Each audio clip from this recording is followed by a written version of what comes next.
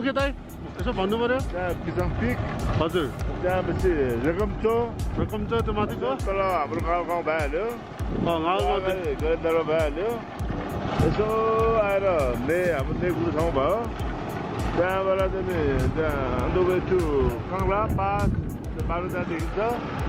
त्यहाँ लम्क्योर यसो आएर ल यार मेरो दाइले यहाँ मलाई त्यहाँ पुरा ठाउँहरू भनिरहेछ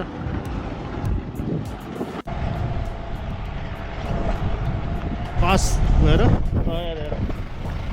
यस्तो गाडीमा